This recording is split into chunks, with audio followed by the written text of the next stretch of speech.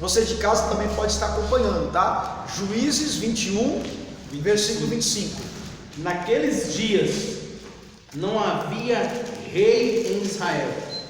Cada homem fazia aquilo que era certo aos seus próprios olhos. Veja bem, um povo que está na nova terra, sem regras, sem lei, cada um faz o... Para entender. Aí Deus precisa levantar os profetas. Vou mandar um recado. Olha só, exatamente, olha o que está escrito no segundo livro de Crônicas, capítulo 15. Segundo livro de Crônicas, capítulo 15. Segundo livro de Crônicas está em qual divisão do Antigo Testamento? No profético. Não. Históricos. Vão acostumando com essa regrinha, viu, gente? Segunda Crônicas. Quando eu chegar amanhã, vocês vão perceber. Quando eu abrir o Bíblia, eu vou pedir, pedindo para vocês abrir a Bíblia. Opa, esse livro está nessa divisão. Você vai se situando na Bíblia. Segundo Crônicas 15. Qualquer pregador, a pastora Débora for pregar aqui no domingo, o pastor Cristiano, abriu a Bíblia, opa, esse livro está naquela divisória que nós vimos na aula passada. Eu creio. Segundo... Mas a gente vai conseguir, nós estamos aqui para aprender. Segundo livro de Crônicas 15, versículo 3, o que está escrito aí? Israel esteve por muito tempo sem o verdadeiro Deus, sem sacerdote que o ensinasse, sem lei. Sem Deus, sem Bíblia e sem sacerdote. Aliás, tinha sacerdote, mas ninguém obedecia. Isso foi escrito agora, né? Eu nunca vi. Não, isso aí está na Bíblia. Por isso que Deus precisa levantar a voz profética. Porque há um texto na Bíblia que Paulo vai dizer que sem profecia o povo se corrompe. É verdade. A profecia bíblica precisa existir para que o povo lembre-se das regras. Se eu continuar assim, eu falo em línguas já.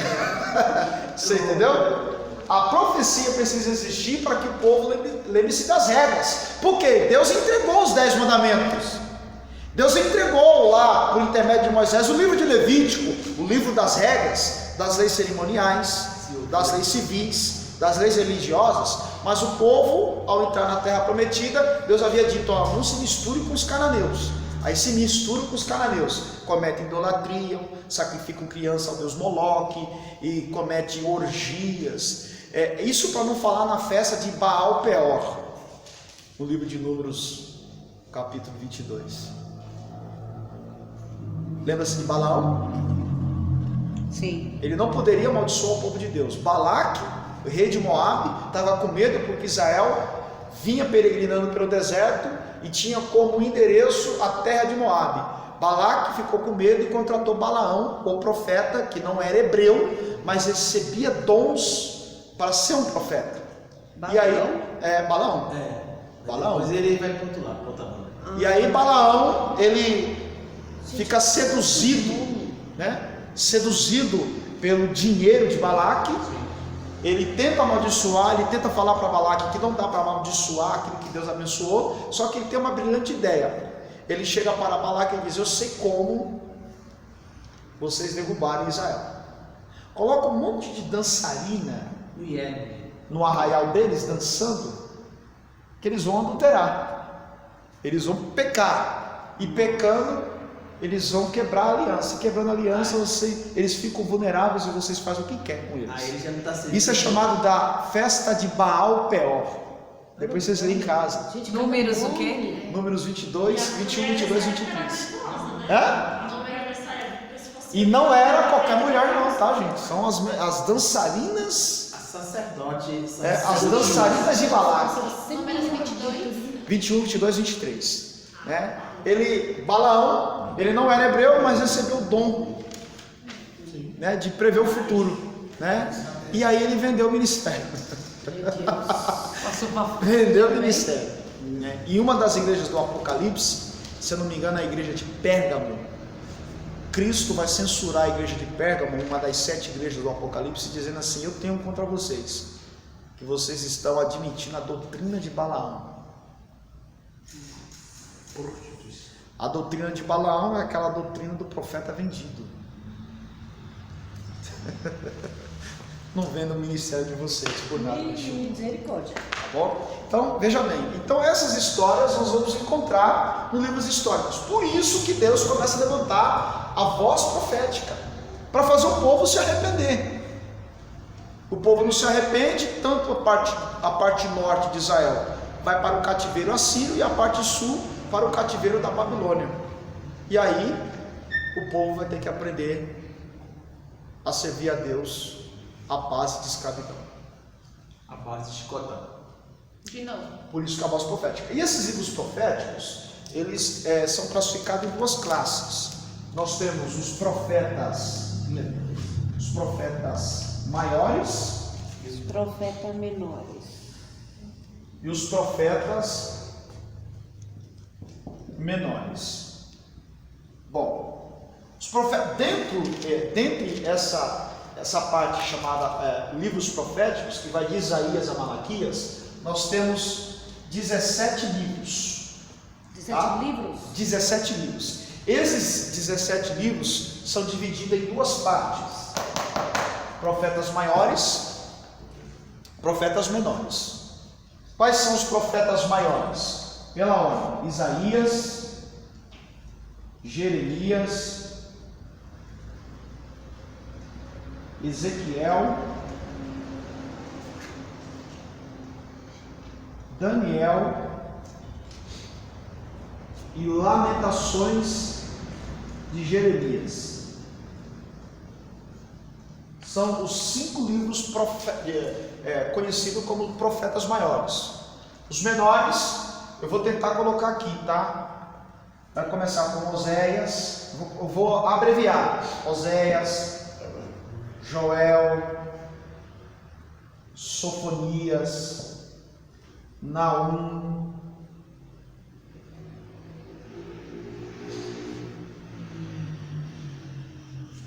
Ageu, não está em ordem cronológica, tá? Zacarias,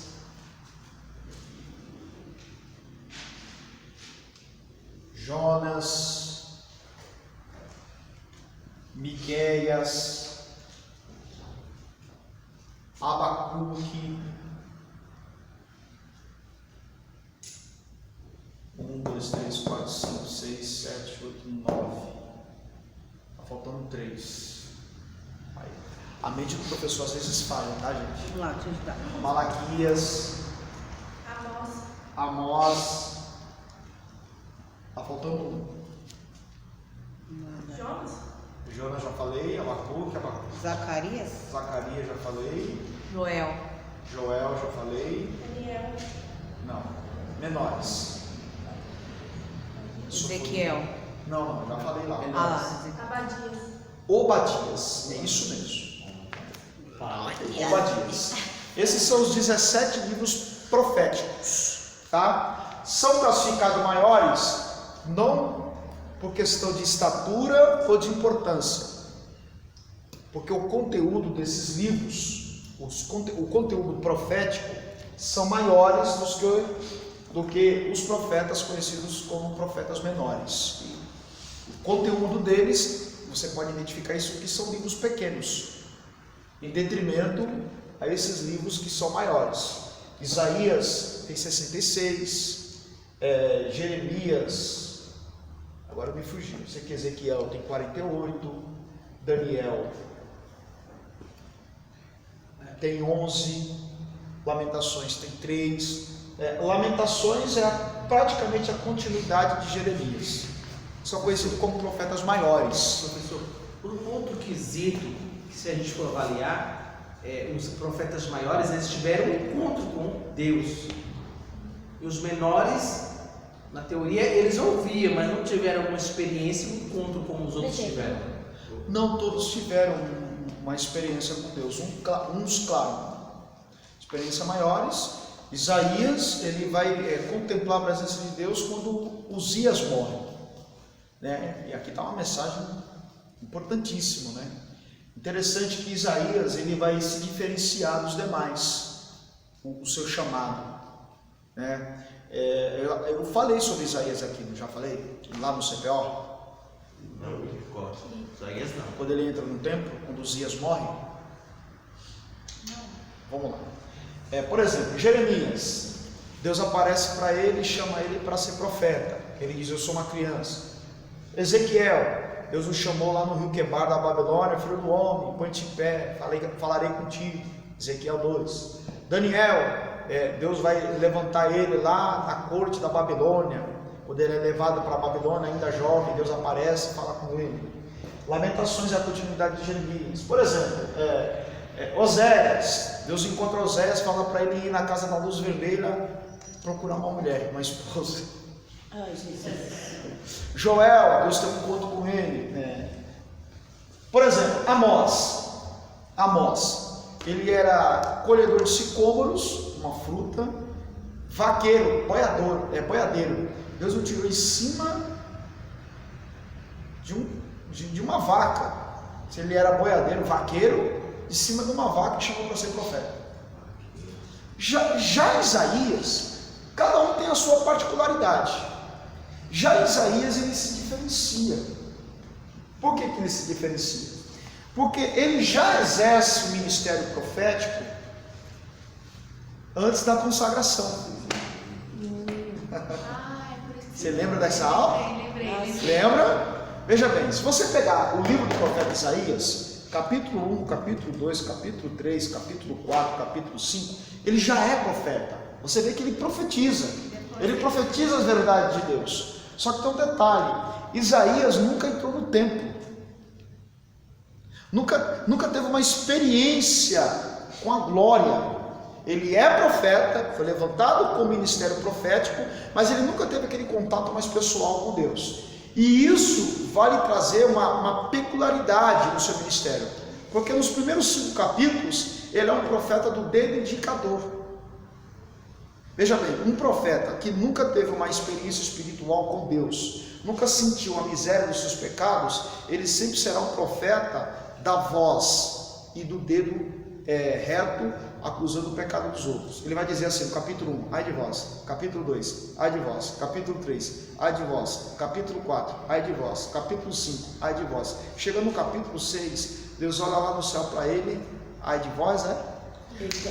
Isaías capítulo 6, abre aí a Bíblia de vocês. Nossa. Ai de mim.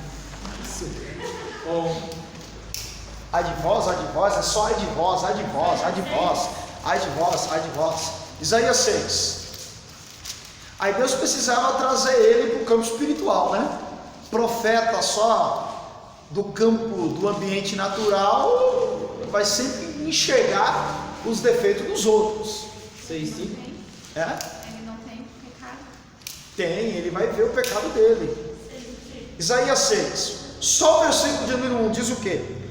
No ano da morte do rei Uzias, eu vi o Senhor assentado sobre um alto e sublime trono, e as abas de suas vestes enchiam o templo. Uma pergunta: Isaías está tendo uma experiência espiritual, sim ou não? Sim. Ele está vendo a glória, mas para ele ver a glória, um fato marcou a vida dele. E qual foi esse fato?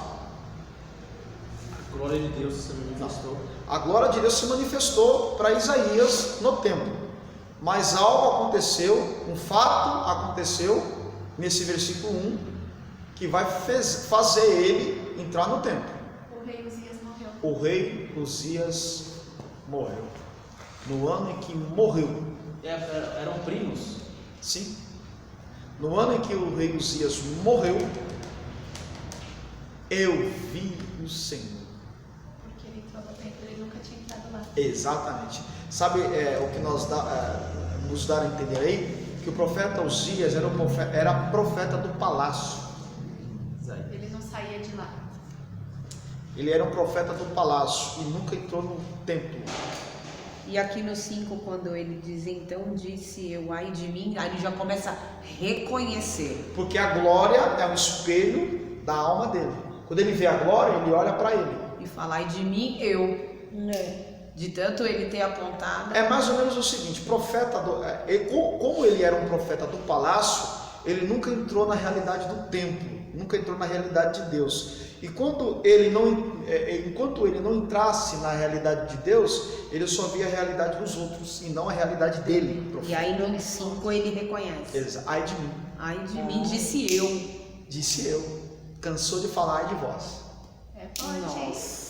Mas Aleluia. veja bem, Obrigada. veja bem, o que chama a atenção é que Uzias teve que morrer. Para ele ter um reconhecimento. Porque veja bem, segundo o que o nosso irmão diácono Edson disse, ele tem razão. Isaías e Uzias são primos. Sim. O pai do rei Uzias e o pai do profeta Isaías são irmãos. Agora olha o cenário. Tente imaginar você, profeta de Israel, a voz profética de Israel, tendo como o maior manda-chuva da nação o primo. Correram junto, brincaram junto. Qual que é a probabilidade de Isaías ter regalias? Grande. Total. Apoio político, Palpitar. ou seja, costa quente, eu vou falar o que eu quiser, que o meu primo segunda bronca, quem é que vai retroceder contra aquilo que eu disser? Ai de vós, ai de vós, ai de vós. Por quê? Eu tenho costa quente. Aí Deus lá do céu olha para ele e diz assim: então eu vou tirar os dias. Espera, eu vou tirar aqui. Eu vou tirar o seu chão. Eu vou tirar essa costa quente. Eu vou tirar a sua segurança. No ano em que morreu o rei Uzias, eu vi ao Senhor Mudança de vida. assentado no alto. Ali vê até serafim voando. Aqui fala que é uma revelação. Exatamente. Mas Uzias teve que morrer. Senão ele ia continuar soberbo. Na verdade, ele continuaria profeta do palácio. Deus não quer profeta do palácio. Olha o que Isaías fala. Acho que é Eu vi a profeta sua dos tempos. glória e a sua santidade revelada. Presença de Deus. Eu vou ler Isaías. Gostei, pastor. A pergunta que surge é, né? Porque um assunto vai puxando outro assunto, né? A pergunta que surge é: quem é que tem que morrer na sua vida para que você veja a glória Para que de Deus? você veja. O que precisa morrer? Aleluia. Gostei dessa pregação já. Ei, pastor Cristiano, o que precisa morrer, hein? Muitas coisas. Aquele negócio chamado carne. Carne, é numerada. É o velho Então vamos lá, esses são livros proféticos. A quarta divisão seria qual mesmo? Poético. Que na verdade deveria ser a terceira, tá? Porque os livros poéticos vêm antes dos livros proféticos. Posso apagar aqui? Pode. Esse MF aí, depois dos profetas. Aí, peraí. Depois de Oséias, que você colocou é o quê? Naum. Não é não. Naum. Não, menino, não é não. Menina, professor. Naum, Abacuque.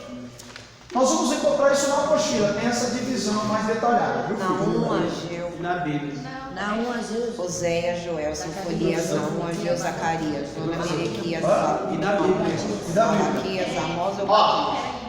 Depois eu vejo. os livros poéticos. Deixa eu explicar algo para vocês. Os livros poéticos são 5. 5 livros. Então, antes dos livros proféticos, nós temos os 5 livros poéticos, que pela ordem são Jó, Salmos, Provérbios, Cantares e Eclesiastes.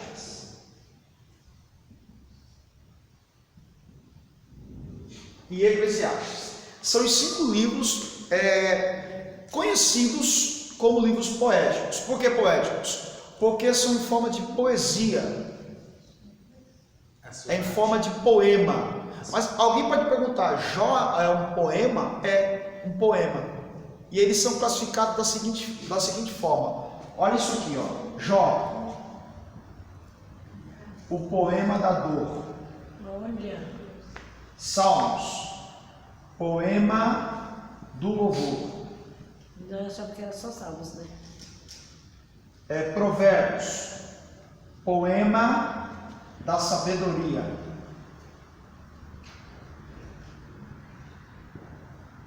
Cantares, poema do amor. Eclesiastes, poema da vida.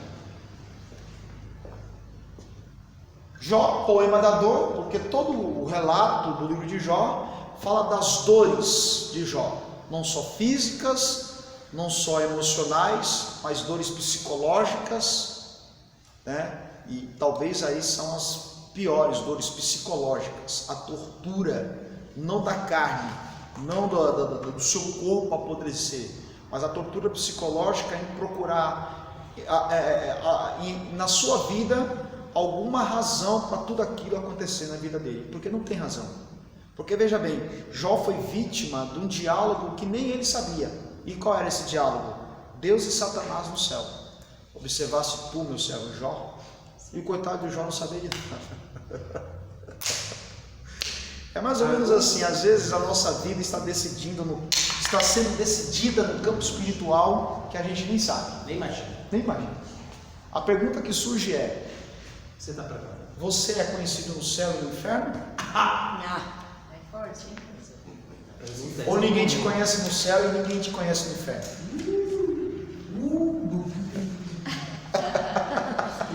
Mas deixa eu te fazer uma pergunta. Por que Deus... Tá nascendo pra ele. Por que Deus ele tinha que falar assim, falar logo com Satanás sobre Jó? Observaste tu, meu servidor, mas por que tinha que ser logo de Jó? Porque veja bem, no dia, o texto vai dizer que no dia que os anjos de Deus se apresentaram, veio Satanás. Aí Deus pergunta para Satanás: da onde você vem? Passear pela terra. Aí Deus olha para ele e diz: observaste tu, meu servo Jó? Homem reto também. Porque na ótica de Deus, na terra só tinha um único, naquele momento, naquela geração, que preenchia todos os requisitos da santidade de Deus. Observasse o servo Jó? Porque o desafio ali não era apenas a vida de Jó. O que estava decidido é que Satanás queria provar para Deus que Deus era mentiroso. Ele era fiel mesmo ao Senhor. Né? Então Deus diz assim para Satanás: então toque tudo nele, menos na vida, e tu verás se ele me negarás ou não. O que está em jogo aí é o ter e o ser. Para Jó, Deus é a sua razão de viver, e o ter para Jó era supérfluo. Deus me deu, Deus tirou. Deus tirou. Eu tenho uma segunda tese. Se Deus perguntar para Satanás. Eu tenho uma segunda tese. É, Deus conhece o coração de todos e de todos. até de Lúcifer. Quando Lúcifer se apresentou, ele já sabia o que estava no coração. Sim. Lúcifer não via a hora de pôr a mão, Sim. pegar Jó pelo pé. Coitado. Então, antes deles falar, já se antecipou. A geração toda já estava corrompida, só tinha um que ele tinha que corromper. Ele fala lá, né? Também, tu protege ele. E Jó foi tentado em todas as áreas da vida. Todas as áreas da vida. Ó, Jó foi tentado na vida espiritual. Jó foi tentado na vida matrimonial. Jó foi tentado na vida familiar. Jó foi tentado na vida financeira. E Jó foi tentado na saúde. E a sentimental. A sentimental é matrimonial. Jó foi tentado na vida espiritual, porque a vida dele estava sendo decidida no mundo espiritual. Jó foi tentado na vida matrimonial. A mulher dele, a que deveria estar com ele, olha para ele e diz assim: amaldiçoa teu Deus e morre. Ou seja, enquanto Deus estava dando tudo, ela estava do lado dele. Foi só começar Deus mexer, ela olha para ele, amaldiçoa teu Deus e morre. A gente critica muito a esposa de Jó por essa atitude, mas você, irmã, se coloque no lugar dela. Você faria até pior do que ela. Porque veja bem, você está com a vida estabilizada, o seu marido é próspero, você tem 10 filhos saudáveis, de repente o seu marido fica pobre, de repente o seu marido está doente, de repente 10 filhos seus Segura na alça de 10 cachorros. você precisa enterrar, e ainda tem o seu marido dizendo: Deus é bom, Deus é bom, você faria pior do que ela. É forte. Não faltava nada para ela. Exatamente.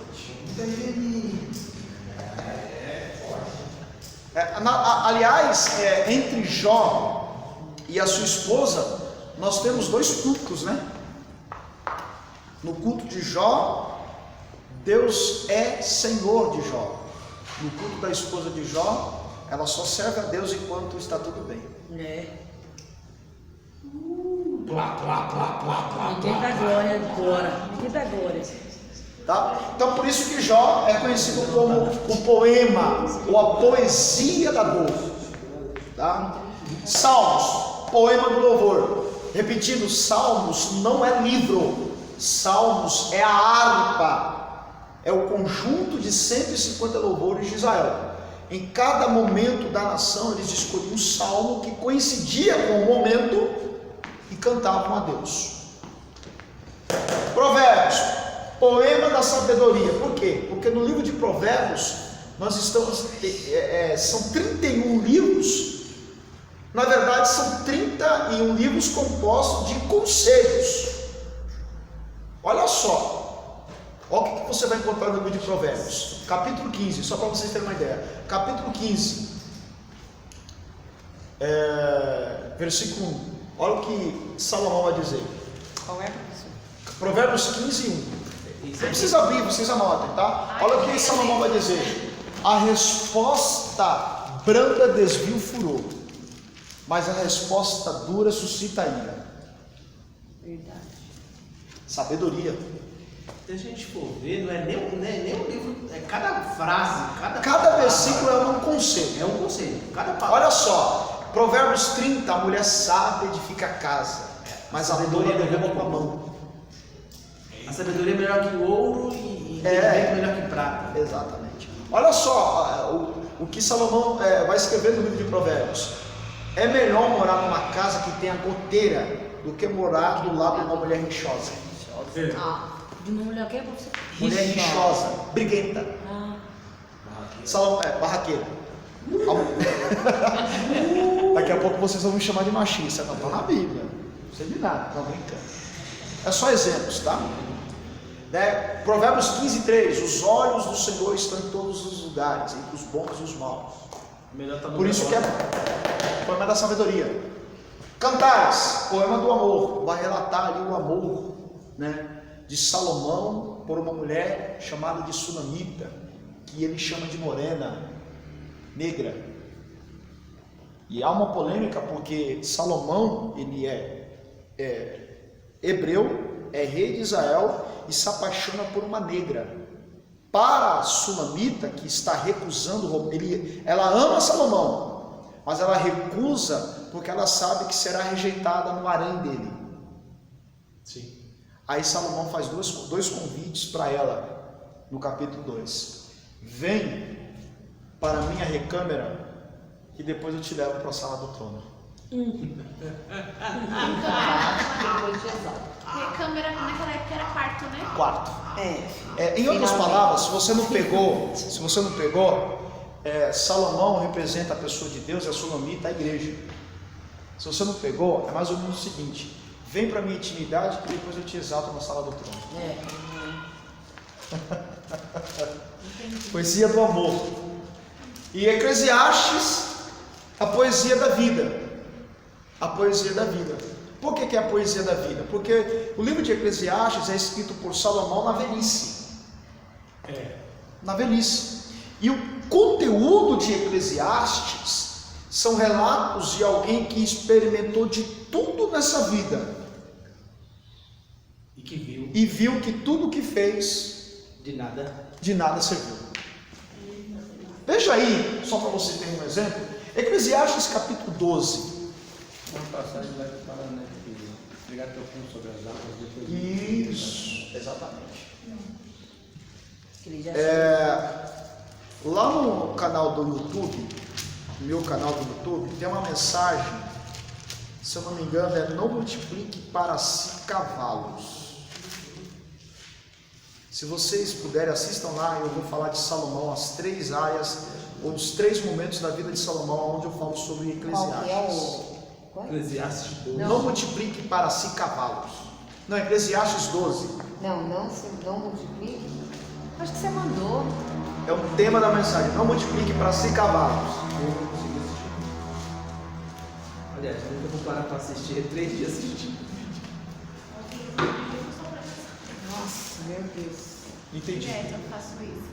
Dormi escutando sua pregação, igual a Nath falou. É? Direto. Eu mandei uma no YouTube ontem, chamada A Linguagem das Cicatrizes. Eu vi, eu só assisti ela. Desde já Eu vi o ninguém título. me inquiete, porque eu trago no meu Eu corpo. passei assim o título, falei, olha, tem.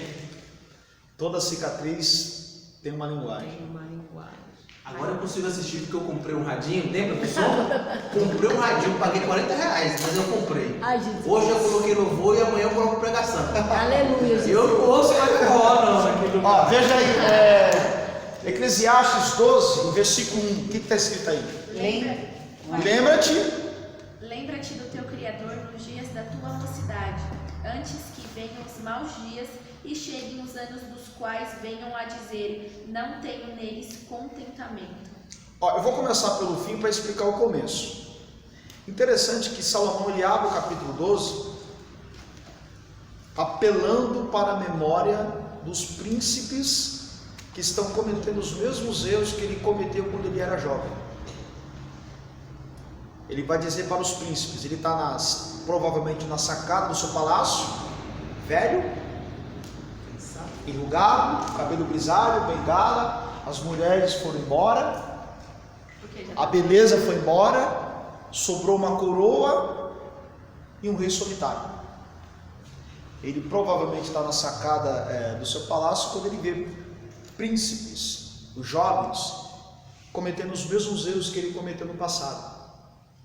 Aí ele vai apelar para a memória deles. Lembre-se, ou lembre-te do teu Criador nos dias da tua mocidade. Ou seja, nos dias, o termo mocidade aí representa jovem. E jovem é símbolo de força. Ele está dizendo o seguinte: lembra-te do teu Criador enquanto você tem força. Interessante, porque ele, mesmo com toda a sabedoria que ele tinha, ainda cometeu. Sim. Porque ele está vendo os príncipes, os jovens, cometendo os mesmos erros que ele cometeu na juventude. Salomão viveu 3 momentos: a sua juventude, a sua fase adulta e a sua velhice. Na juventude, ele buscava Deus, tinha encontro com Deus de madrugada, Deus tomava a boca dele. No dia da inauguração do templo, Deus tomou a boca de Salomão e disse aquela célebre frase: se o meu povo, que se chama pelo meu nome, se humilhar e orar e se converter dos seus maus caminhos, então eu ouvirei do céu, perdoarei os seus pecados, sararei a vossa terra, e toda a oração feita nesse lugar eu ouvirei do céu. Segundo Crônicas 7, 14 e 15. Então na sua juventude ele busca Deus, na sua juventude ele pede sabedoria, ele não pede riqueza, ele pede sabedoria. Tem um caso daquelas 2 prostitutas, e uma delas sugere cortar o menino no meio. Ele sugere cortar o menino no meio, a mãe verdadeira não corta o menino, entrega para ela. Aí Salomão descobre que a verdadeira mãe é aquela que recusou receber o menino pela metade. Então essa é a juventude. Nessa fase jovial ele escreve provérbios. Olha quanta sabedoria. Já na sua fase adulta, aí ele começa a cair da graça. Por quê? Porque ele já está estabelecido no trono, ele já é rei, ele não precisa pegar a espada. Por quê? Porque o seu pai Davi já lutou todas as guerras. Ele vai herdar um trono de paz. E quando ele herda um trono sem pegar numa espada, entra aquilo que a gente chama de comodismo. Eu não preciso para a guerra. Aí entra a fase das mulheres. 1000 mulheres. Ocupar o tempo com alguma coisa. Ocupar o tempo com prazer. É muita mulher para um homem só. 700 esposas e 300 amantes. Meu Deus. Fora as concubinas. Fora as concubinas. Ah, que é muito. Os arranjos. Tem alguns teólogos, né? Alguns teólogos chegam a declarar, né, por alguns registros, que Salomão ele era tão megalomaníaco por sexo que ele fazia sexo até com homens. Meu Deus. Ele gostava de fazer sexo. Não somos a descendência de Adão? É? Mulher só? Não. E aí nessa fase de loucura ele se apaixona pela Sulamita. E aí veja bem, e aí nessa fase adulta ele escreve Cantares, o romance que ele quer viver com a Sulamita. Homem é mais ou menos assim, quanto mais resistente a mulher, mais ele vai para cima, mais ele se apaixona. Verdade. É ou não é? Sim. Ô Cristiano, é ou não é? Quanto mais difícil é melhor para o homem. O mundo tá gemendo. Quanto mais difícil é melhor. Salomão ele quer porque quer Sulamita. E ainda que seja um livro inspirado por Deus, representando ali, Salomão representa a Deus e a Sulamita, a igreja, ou o amor de Deus para com a sua igreja, representando ali o amor de um marido para com a mulher. Gente, quando você lê o relato de Cantares, o que Salomão coloca no papel é aquilo que ele vislumbra, porque ele nunca tocou na Sulamita, ele fica imaginando a Sulamita nua. Se você ler o capítulo 7 de Eclesiastes, não leia, mas se você ler e não tomar cuidado, você terá a sensação de estar lendo um conto erótico. Salomão vai falar de tudo da Sulamita, vai falar, deixa pra lá, está muito curioso. Ele vai colocar no papel o que passa na sua mente. Vamos ver. Né? Ela vai procurar. Vamos ver, peraí. Ele vai colocar lá os seus 2 seios como cachos de uva, Meu Deus, vocês é safadinha, danadinha. o seu umbigo como taça de vinho, e aí vai por diante. Queria Mas foi aí te ler uma passagem. que ele deu uma brecha, né? Não, ele já tinha as mulheres, ele queria aquela que ele não queria ele. Na verdade, a Sulamita, ela gostava de Salomão, dá a entender que ela amava eu sou do meu amado é dele. Depois que ela cede para ele, né? Mas até então ela resistia porque ela era morena. E se ela fosse para o palácio, ela sofreria certamente de ser rejeitada. E ela não queria isso para ela. Só que Salomão foi tão galanteador, que ele conquistou e levou ela para o palácio. Era bem o cara, cada cidade que ele tinha uma, ele ganhava tudo. Como era mulherengo. Pois não. Agora entra a questão. Todos os homens naquela época tinham muitas mulheres, ou pelo menos mais de uma. Era pecado ou não? Deus nunca permitiu o homem que faz a sua escolha. Até então Abraão ele teve uma mulher só e Deus falou que ele se agrada nisso, né? A Jacó teve 4 esposas e teve 12 filhos com 4 mulheres. E não deixou de ser. O que acontece é o seguinte, Davi teve várias. Gente, segundo a Bíblia, tá? Davi teve mais de 30 filhos. Meu Deus. Hoje é muito. Vamos lá, ele teve relacionamento com Abigail, a mulher de Nabal, teve relacionamento com Batseba, que ele tomou de Urias, teve relacionamento com Mical, a filha de Saul. Gente. É cada nome, meu Deus. E por aí vai. Imagine Salomão, deve ter filho dele passeando pela terra até hoje. Então veja bem, Cantares fala do romance e do desejo de Salomão. Só que Eclesiastes, ele já está na sua velhice e ele vai escrever sobre a vida. Olha só como que ele abre o livro de Cantares, capítulo 1, versículo 1. Veja aí, Cantares 1 e o 2. Meu Deus. É muito filho. É filho demais, né? Pode ver. Parece que está perdido. Eclesiastes capítulo 1, versículo 1 e 2. Percebam que vocês aos poucos vão viajando na Bíblia, né? Eclesiastes ou Cântaros? Eclesiastes capítulo 1, versículo 1 e 2. Você que está em casa, eu espero que vocês estejam acompanhando também. E eu tenho certeza que está sendo edificante essa aula introdutória é meio mais light, porque daqui a pouco nós vamos entrar na matéria e nós vamos chegar pesado. Eita. Não, é por causa Que que não você tenha tá nenhum todo marido atribulado, velho. Acharam Eclesiastes capítulo 1, versículo 1 e 2? O que está escrito aí? Palavra do pregador, filho de Davi, rei de Jerusalém. Vaidade de vaidades, diz o pregador. Vaidade de vaidades, tudo é vaidade. E por favor, tá? Quando você pegar pelo original a palavra vaidade, não tem nada a ver com estética, tá? Aí, vamos lá, trazendo para uma linguagem mais atual, ele não está falando de maquiagem, de brinco, de veste. A palavra vaidade, aí, no sentido original, traz a ideia de inutilidade, coisas inúteis. Ego. Tudo aquilo que não acrescenta, mas que a gente gosta de ter. É vaidade, dentro da ótica de Salomão. Aí ele vai relatando as coisas inúteis que ele acabou fazendo na vida, que não preencheram o vazio da sua alma. Lembre-se, na sua juventude, Salomão, ele era próximo de Deus, tinha comunhão com Deus. E quando ele perde aquela comunhão, a sua vida toda é buscando fazer algo para preencher aquilo que ele perdeu. Aí a partir do capítulo 1, capítulo 2, capítulo 3, a Bíblia vai dizer que Salomão planta vinha para beber vinho, e quando ele realiza esse desejo, a sua alma não é preenchida.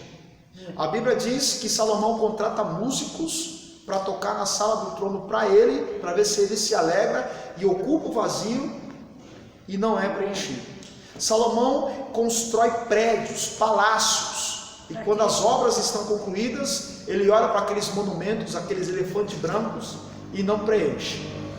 Aí ele vem buscando preencher. Chega no capítulo 12, quando ele se depara com esse grupo de príncipes, lembra-te do teu Criador, nos dias da tua mocidade.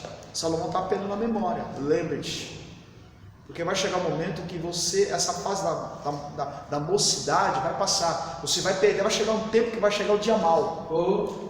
Aleluia, Jesus. E nesse dia mau, você tem que lembrar daquilo que aconteceu quando você era forte.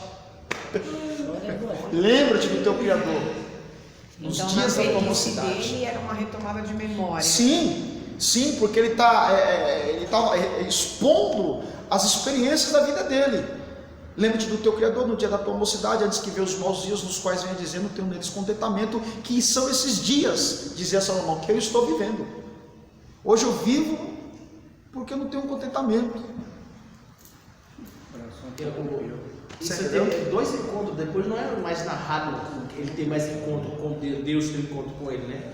Foi aqueles dois do começo e acabou. Sim, só que no final, aí ele vai dizer no versículo 3, o princípio da vida é temer a Deus e se desviar do mal. Tudo indica que Salomão, ele, na sua velhice, ele conseguiu o arrependimento. Voltar para Deus, mas ele passou a vida toda buscando aquilo que ele perdeu. O que Salomão está dizendo para esses príncipes aproveita as oportunidades que Deus está dando para vocês, porque o dia mau vai chegar, e no dia mau, se vocês não absorverem hoje, vocês vão ficar igual a mim. E o que foi que Salomão perdeu, que ele não conseguiu reconquistar mais? Olha, tem algumas coisas que ele perdeu, que ele não conseguiu mais, que está escrito no livro de Eclesiastes, o poema da vida. Uma delas, por exemplo, capítulo 3, Eclesiastes 3. Capítulo 3, o versículo 1 está escrito o quê? Para cada coisa há um tempo, e um tempo para todo propósito debaixo do céu. Tudo tem o seu tempo determinado, né? Dizia Salomão. Aí ele vem relatando, tempo de nascer, tempo de crescer, tempo de plantear, tempo de se alegrar, tempo de abraçar, tempo de se afastar, de se abraçar, tempo de guerra, tempo de paz. Aí está escrito, ou está descrito, uma das coisas que Salomão perdeu, que na sua velhice ele está orientando os jovens para que não perdesse: o tempo de Deus. Ele está dizendo, no dia que o tempo de Deus chegou na minha vida, eu estava fazendo outras coisas. Não agradava o papai. Qual que é esse aí? É o capítulo 3. Ele relata sobre o tempo. É aqui, ó. Tem Viu o trabalho de Deus em todos os lugares. outra coisa que Salomão perdeu, que ele não conseguiu mais adquirir. Veja aí o capítulo 9, versículo 8. O que está escrito aí no capítulo 9, versículo 8? Vista roupas elegantes e seu perfume. Não, capítulo 9 de Eclesiastes, versículo 8. Que as tuas vestes estejam sempre brancas Meu, tá aí isso, professor. e nunca falte unguento sobre a tua cabeça. Em outra tradução, Eclesiastes não viu? em todo tempo, Ele perdeu a unção. em todo tempo seja alva as suas. E faltam duas coisas aí: Nunca falte um ano todo. santidade e unção. Ele perdeu a unção, ele sujou as vestes dele, as mãos dele estavam sujas, pecados. Em todo tempo sejam alvas as tuas vestes, e nunca falte o óleo sobre a sua cabeça. Santidade e unção. Ele está dizendo: eu busquei tudo isso na minha vida reconquistar e não consegui mais. Quer ver outra coisa que ele perdeu? Olha o 10, o verso 10. O que está escrito aí, pastor? 10 o quê? 9 e 10. 9, 10. Tudo quanto te vier à mão para fazer, faze-o conforme as tuas forças, porque no além, para onde tu vais, não há obra, nem projetos, nem conhecimento, nem sabedoria alguma. Olha, entende uma coisa, a Bíblia fala de diversas linguagens. Toda vez que a Bíblia fala de mão, fala de obra. Um dia, 1 Crônicas, capítulo 15, Deus vai mandar um profeta falar com o rei Asa, e no versículo 7 o profeta diz assim: esforça as tuas mãos, porque o trabalho das tuas mãos tem uma recompensa. Tomé não acreditou que Jesus havia ressuscitado.